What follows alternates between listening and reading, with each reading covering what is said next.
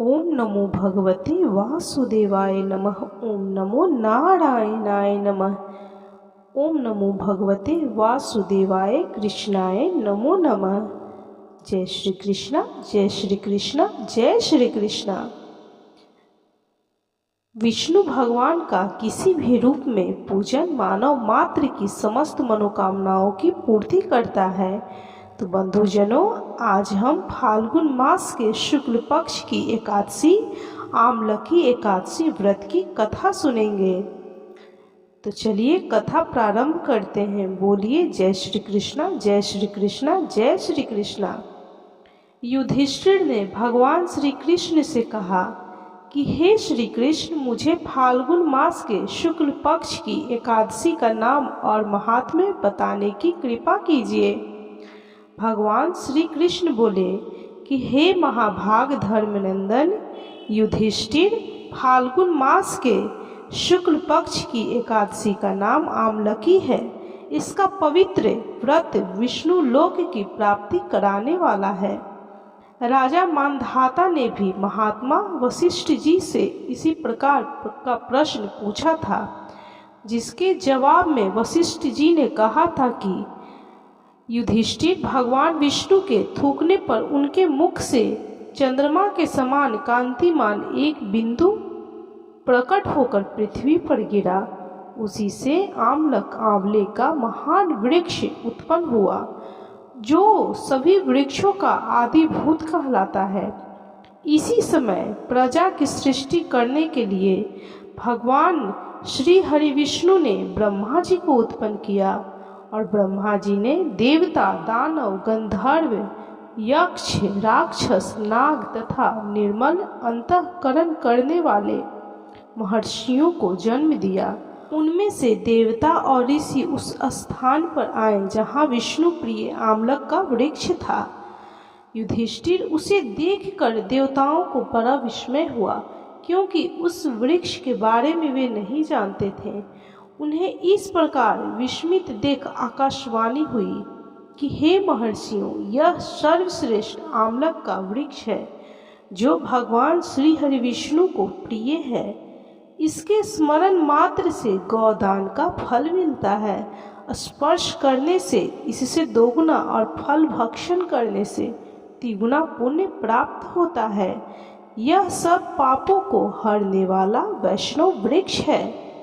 इसके मूल में श्री हरि विष्णु, इसके ऊपर ब्रह्मा, स्कंध में परमेश्वर भगवान रुद्र, शाखाओं में मुनि, टहनियों में देवता, पत्तों में वसु, फूलों में मरुदग्न तथा फलों में समस्त प्रजापति वास करते हैं। आमलक सर्वदेवमय है, अतः विष्णु भक्त पुरुषों के लिए यह परम पूज्य है। इसलिए सदा प्रयत्न पूर्वक आमलक का सेवन करना चाहिए। ऋषि बोले, आप कौन हैं? देवता हैं या और कोई? हमें ठीक ठीक बतलाइए।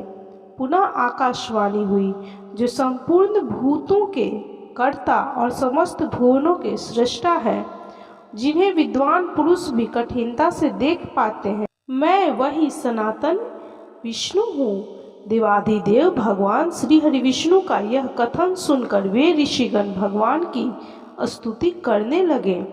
इससे भगवान श्री हरि विष्णु संतुष्ट हुए और बोले कि हे महर्षियों, तुम्हें कौन सा अभीष्ट वरदान दूं? ऋषि बोले कि हे भगवान, यदि आप संतुष्ट हैं तो हम लोगों के हित के लिए कोई ऐसा व्रत बतलाइए जो स्वर्ग और मोक्ष रूपी फल प्रदान करने वाला हो। श्री हरि विष्णु जी बोले कि हे महर्षियों, फाल्गुन मास के शुक्ल पक्ष में यदि पुष्य नक्षत्र से युक्त एकादशी हो तो वह महान पुण्य देने वाली और बड़े बड़े पातकों का नाश करने वाली होती है। इस दिन आंवले के वृक्ष के पास जाकर वहां रात्रि में जागरण करना चाहिए। इससे मनुष्य सब पापों से छूट जाता है और सहस्त्र गोदान का फल प्राप्त करता है। विप्रगण, यह व्रत सभी व्रतों में उत्तम है, जिसे मैंने तुम लोगों को बताया है। ऋषि बोले कि हे भगवान, इस व्रत की विधि बताइए। इसके देवता और मंत्र क्या हैं, पूजन कैसे करें, उस समय स्नान और दान कैसे किया जाता है। भगवान श्री हरि विष्णु ने कहा, द्विजवरो, इस एकादशी को व्रती प्रातःकाल दंत धावन करके यह संकल्प करे कि हे पुंडरीकाक्ष, हे अच्युत, मैं एकादशी को निराहार रहकर दूसरे दिन भोजन करूंगा। आप मुझे शरण में रखें। ऐसा नियम लेने के बाद पतित, चोर, पाखंडी, दुराचारी, गुरु पत्नीगामी तथा मर्यादा भंग करने वाले मनुष्यों से वह वार्तालाप न करें। अपने मन को वश में रखते हुए नदी में, पोखरे में, कुएं पर अथवा घर में ही स्नान करें। स्नान से पहले शरीर में मिट्टी लगाए। मृतिका लगाने का मंत्र, जब मिट्टी लगाए तो उस समय इस मंत्र को जरूर बोलें। अश्वक्रांते रथिक्रांते विष्णुक्रांते वसुंधरे, मृत्तिके हर में पापम जन्म कोट्याम समजितम। अर्थात वसुंधरे तुम्हारे ऊपर अश्व और रथ चला करते हैं तथा वामन अवतार के समय भगवान श्री हरि विष्णु ने भी तुम्हें अपने पैरों से नापा था।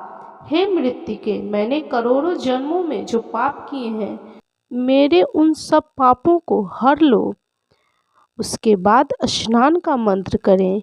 त्वं मातः सर्वभूतानां जीवनं ततु रक्षकं, सवेद जोदभिज जातीनां रसानां पतये नमः। स्नातो अहं सर्वतीर्थेषु हृदय प्रस्त्रे वनेषु च, नदीषु देवखातेषु इदं स्नानं तु मे भवेत्। अर्थात जल की अधिष्ठात्री देवी माता, तुम संपूर्ण भूतों के लिए जीवन हो, वही जीवन जो स्वेदज और उद्भिज जाति के जीवों का भी रक्षक है। तुम रसों की स्वामिनी हो, तुम्हें नमस्कार है। आज मैं संपूर्ण तीर्थों, कुंडों और झरनों, नदियों और देव संबंधी सरोवरों में स्नान कर चुका। मेरा यह स्नान उक्त सभी स्नानों का फल देने वाला हो। विद्वान पुरुष को चाहिए कि वह परशुराम जी की सोने की प्रतिमा बनवाए। प्रतिमा अपनी शक्ति और धन के अनुसार 1 या आधे मासे स्वर्ण की होनी चाहिए। स्नान के पश्चात घर आकर पूजा और हवन करें। इसके बाद सब प्रकार की सामग्री लेकर आंवले के वृक्ष के पास जाएं। वहां वृक्ष के चारों ओर की जमीन झाड़ बुहार साफ सुथरा लिप पोत कर शुद्ध करें। शुद्ध की हुई भूमि में मंत्र पाठ पूर्वक जल से भरे हुए नवीन कलश की स्थापना करें। कलश में पंचरत्न और दिव्य गंध आदि छोड़ दें। श्वेत चंदन से उसका लेपन करें। उसके कंठ में फूल की माला पहनाएं। सब प्रकार के धूप की सुगंध फैलाएं। जलते हुए दीपकों की श्रेणी सजा कर रखें। तात्पर्य यह है कि सब ओर से सुंदर और मनोहर दृश्य उत्पन्न करें। पूजा के लिए नवीन छाता, जूता और वस्त्र भी मंगा कर रखें। कलश के ऊपर एक पात्र रखकर उसे श्रेष्ठ लाजों से भर दें। फिर उसके ऊपर परशुराम जी की मूर्ति स्थापित करें। विश्वकाय नमः कहकर उनके चरण की, विश्वरूपिणे नमः से दोनों घुटनों की, उग्राय नमः से जांघों की, दामोदराय नमः से कटिभागे की, पद्मनाभाय नमः से उदर की, श्रीवत्सधारिणे नमः से वक्ष स्थल की, चक्रिणे नमः से बाईं बाँह की, गदीने नमः से दाहिनी बाँह की, वैकुंठाय नमः से कंठ की, यज्ञमुखाय नमः से मुख की, विशोक निधिये नमः से नासिका की, वासुदेवाय नमः से नेत्रों की, वामनाय नमः से ललाट की, सर्वात्मने नमः से संपूर्ण अंगों तथा मस्तक की पूजा करें। यही पूजा के मंत्र हैं। तदंतर भक्ति युक्त चित्त से शुद्ध फल के द्वारा देवाधिदेव परशुराम जी का अर्घ्य प्रदान करें। अर्घ्य का मंत्र इस प्रकार है। नमस्ते देवदेवीश जामदग्न्य नमोस्तुते, गृहाणा धर्मिमं दत्ता मामलक्या युतम हरे। अर्थात देव देवेश्वर जमदग्नि नंदन श्री विष्णु स्वरूप परशुराम जी आपको नमस्कार है, आपको बारंबार नमस्कार है। आंवले के फल के साथ दिया हुआ मेरा यह अर्घ्य ग्रहण कीजिए, स्वीकार कीजिए। तदंतर भक्ति युक्त चित्त से जागरण करें। नृत्य, संगीत, वाद्य, धार्मिक उपाख्यान तथा श्री विष्णु संबंधी कथा वार्ता आदि के द्वारा वह रात्रि व्यतीत करें। उसके बाद भगवान श्री हरि विष्णु के नाम लेकर आमलक वृक्ष की परिक्रमा 108 या 28 बार करें। फिर सवेरा होने पर श्री हरि की आरती करें, ब्राह्मण की पूजा करें। उसके बाद वहाँ की सब सामग्री उसे निवेदित कर दें। परशुराम जी का कलश, 2 वस्त्र, जूता आदि सभी वस्तुएं दान कर दें और यह भावना करें कि परशुराम जी के स्वरूप में भगवान श्री हरि विष्णु मुझ पर प्रसन्न हों। तत्पश्चात आमलक का स्पर्श करके उसकी प्रदक्षिणा करें और स्नान करने के बाद विधि पूर्वक ब्राह्मणों को भोजन कराएं। तदंतर कुटुंबियों के साथ बैठकर स्वयं भी भोजन करें। संपूर्ण तीर्थों के सेवन से जो पुण्य फल प्राप्त होता है तथा सब प्रकार के दान देने से जो फल मिलता है वह सब उपयुक्त विधि के पालन से सुलभ होता है।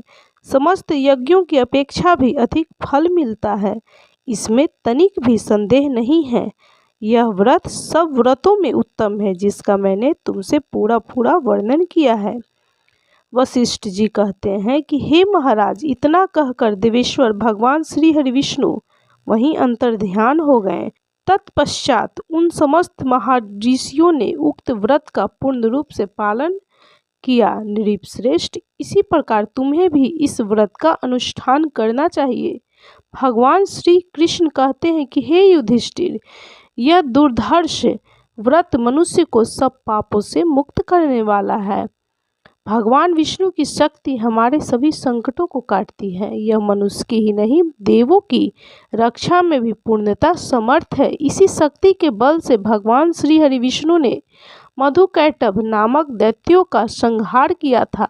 इसी शक्ति ने उत्पन्ना एकादशी बनकर मूढ़ नामक महादैत्य का वध करके देवों को सुखी किया था।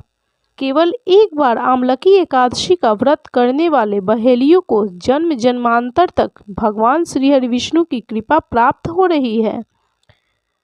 तो बोलिए ओम नमो भगवते वासुदेवाय नमः, ओम नमो नारायणाय नमः।